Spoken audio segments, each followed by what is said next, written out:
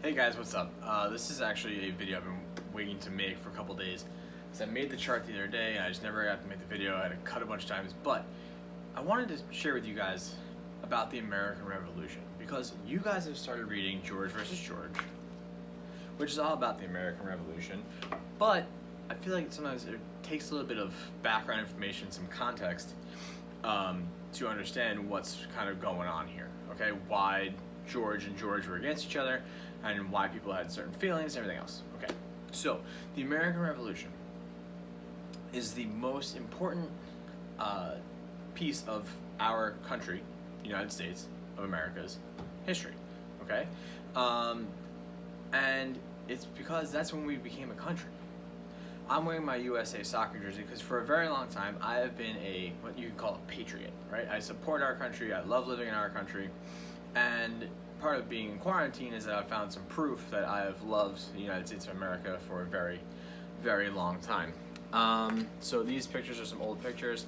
This is, I think I'm about 4 here. I look like Uncle Sam himself. Stars and Stripes hat, red and white striped shirt, ready to go and party like it's the 4th of July. And the 4th of July is important because we're going to talk about that in a little bit. Now, this one is kind of embarrassing, but I think you guys will really like it anyway. So here's a picture of me in a red USA shirt. I'm pretty sure I'm in a diaper and a pair of chanclas, and my hair is kind of wild. I kind of look like Ellen there, but yeah. So if you guys, that's a picture you guys can always say, you looked so funny in that picture, and because I do.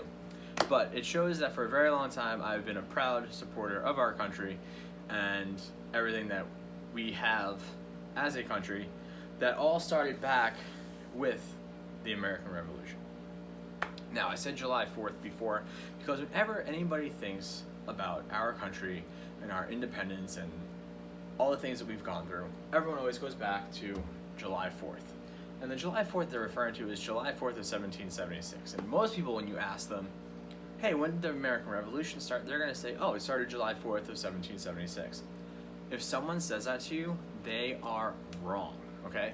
The other reason I needed to re-record this video is because I was having conversations with other adults and they were like, oh, it started in 1776 on July 4th, right? That was the Declaration of Independence. I'm like, no, it didn't start then. You need to be in my class. It started in 1775. So if we rewind our brains all the way back to 1775, actually, more specifically, April 19th of 1775, that is when the Revolutionary War started.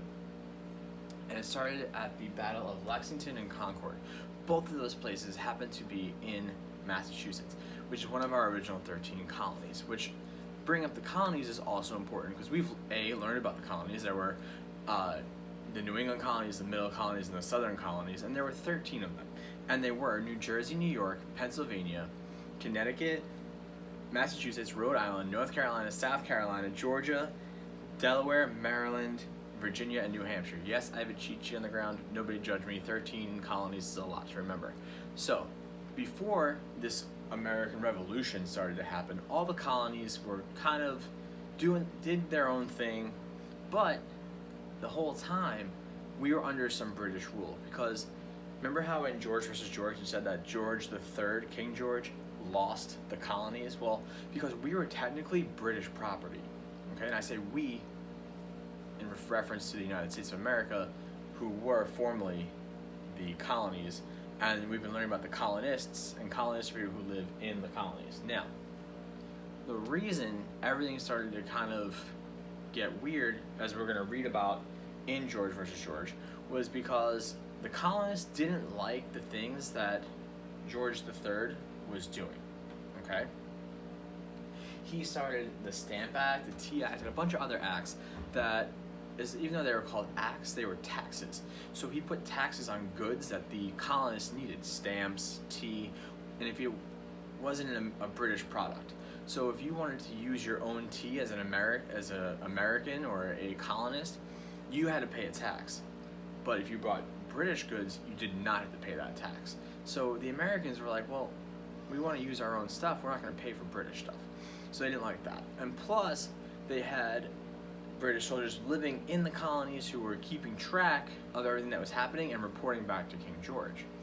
And slowly but surely, the the colonists, and this is why it's important to see both sides of an argument, the colonists started to fight back a little bit because they were like, hey, Britain, we're done with you kind of being the big brother that picks on us all the time and enforcing all these unfair rules or whatever, and we're going to start slowly but surely fighting back.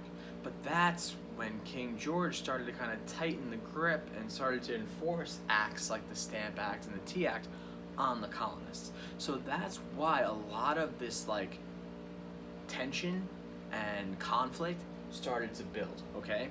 And so the reason that the book is George versus George is because George Washington, who you guys have read something about already, kind of became the leader of the colonies. He was the leader of the colonial army. And King George obviously was the king of Great Britain. Now, something that they brought up today is that Great Britain is across the Atlantic Ocean. It's England. So if you're confused about whether it's Great Britain, the British, or the English, it's England, okay?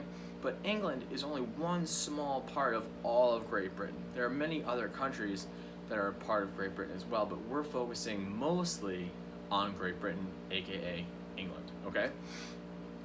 Now, it was hard for the king to enforce everything in the colonies by himself, which is why he had British soldiers in the colonies. Now, when I say British soldiers, I mean legitimate soldiers, trained, had guns, had uniforms, everything.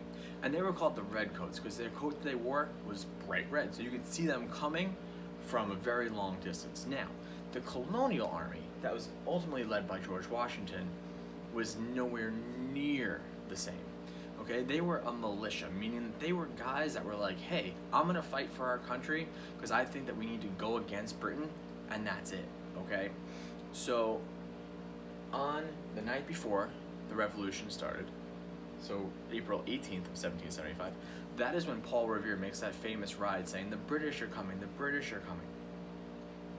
So that made all the militiamen in the colonial army get together, and they knew where the British were coming, and that was Lexington and Concord. So on that day, both sides are faced off. And it's just kind of like they're looking at each other from across the battlefield until finally there's a shot. But no one knows who fired the first shot. We don't know if it was the British, we don't know if it was the colonists, but it's now referred to as the shot heard around the world because it started the Revolutionary War, okay? That's just some quick background on where we're going. As we read George versus George a little bit more, you're gonna learn more about all the things I mentioned today.